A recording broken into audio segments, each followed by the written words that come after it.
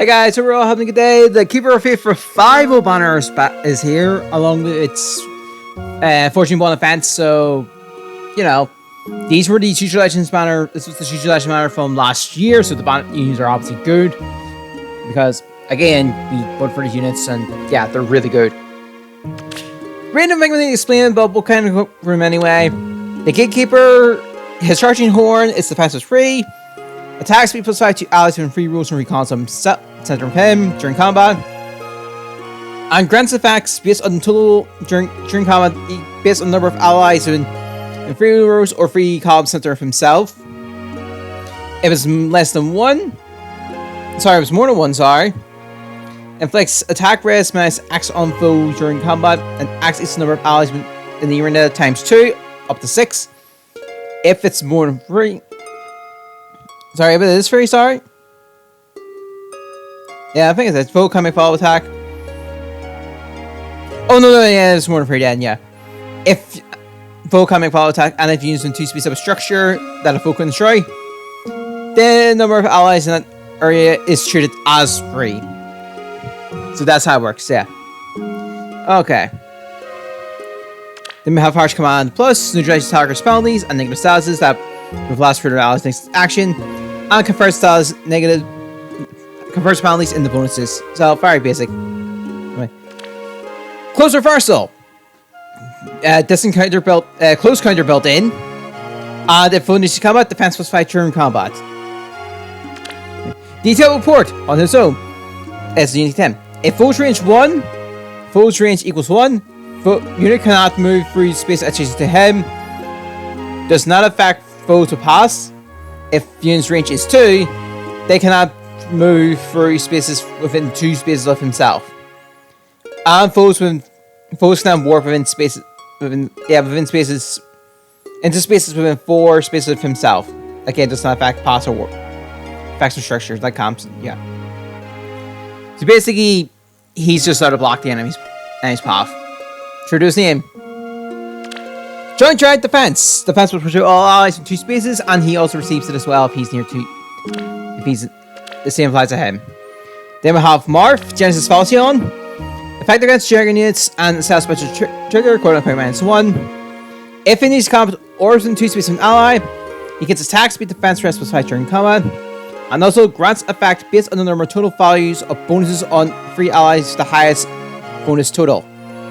If it is more than 10, neutralize effects that guarantees the foe's follow-up attack and prevents his follow-up attack during combat.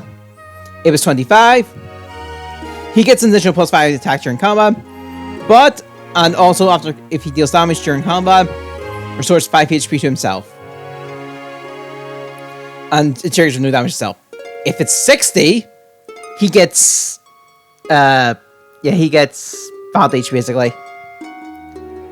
So that's kind of how it works. So apparently that's if all allies tie for it. So say if all 3 allies have basically all the same sort of highest values and all get added as 1. Which reflects with Shining Emblem. 1 charge thanks to his weapon. At the start of turn, if he's in 2 spaces with an ally, he gets attack speed, defense, res plus 6 for 1 turn, and grants allies in 2 spaces attack plus 6 for 1 turn. Boost special damage by 35% of his speed. And then after combat, if his special triggers, grants attack speed, defense, res plus 6 to unit allies for 1 turn. He still grants it when he falls in the battle. So if you trigger this and then the enemy attacks you next, then that will trigger Genesis Falchion's end last effect, because technically speaking, all allies would 3 allies would basically have plus 6 to all stats. Then you time for a total of 24. You times that by 3. You've got over 60. Distant pressure, built-in distant counter. At start combat, if his speed is about 25%. Speed plus 5 during combat, but after combat, if he attacked, he takes 5 damage. So, nice way to work around Genesis Falchion. Swarm free, if he outspeeds the foe, reduces the damage from attacks during combat and area effect specials, excluding Roker. 5% is equal to the difference in damage. They're equal to the difference in stats, up to times 4, up to 40%. 10 dramatic number. And then, if his HP is under 75%, and his attack special, and he triggers the special during attacks. Plus 4/5 damage to the damage dealt. Then even time is at turn even number of turns he moves one extra space. That turn doesn't stack. So no, it doesn't stack. Oh no, yeah. Then we have Marini, Phantasm Tome, speed +3. At start of combat, if full speed is above 50%. Speed rest -6 and neutralizes foe's bonuses to her stats during combat. And also, if she needs combat, reduces damage from the foe's first attack by 70%. High decrease. Requiem Dance. If she needs his combat, after combat, grants another action to the ally that has HP within 2 spaces, to access the dance in the way. Excluding herself, that is already acted, obviously in turn. Allies who sing or dance can be granted this as well, by the way. If multiple units meet the conditions, doesn't trigger. And if an ally is granted an additional action this way, it inflicts restricted movement to one space on that ally and their prop cohorts. So, a little bit of restriction, but it's nice to have. Attack speed unity, if she's been used to be an ally. Attack speed +5 during combat. And also, if she's inflicted with a penalty to those 2 stats, grants bonuses equal to those 2 stats, equal to current penalties, those stats, ×2. And so yeah, don't even need to. So for example, she has -7 attack as it shows here, gets +14 for net bonus to 12. No follow-up prevents no neutralized effects that guarantees the foe's follow-up attack and prevents hers. And then time pulse at start turn, if cooling gets maximum folly, cooling count -1. Recommends a free charge, so it'll drop to 2. Then we have Erika, Binding Merchant Lift. Status for the trigger, effect against armor and cavalier foes. At start of combat, if she is above 25% HP. Attack, speed, defense, rest +5 during combat. Reduce damage by foes' first attack by 30%. And if she needs to use combat, neutralize effects that prevents her follow-up attack. There's kind of a lot there. Luna, 2 charge thanks to the weapon. Treats foes' defense and rest reduced by 50%. Alright. Surge Sparrow, if she needs to use combat.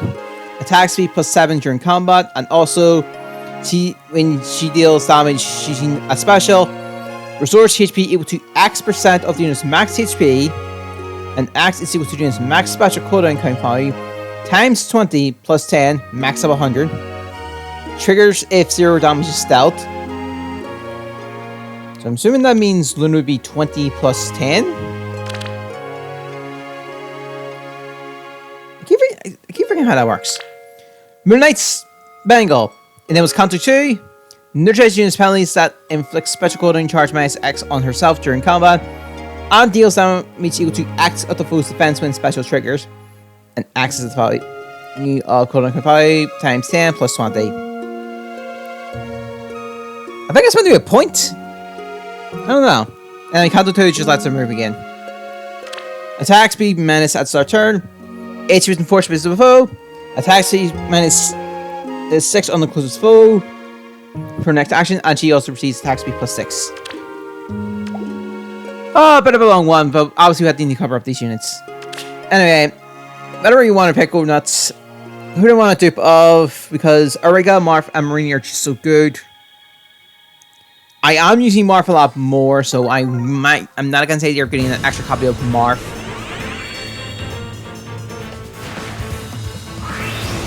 Okay, let's see. I got a Miranda, okay. That is fine. We'll just ignore this. I mean, we'll just go for it. I'll fix that later.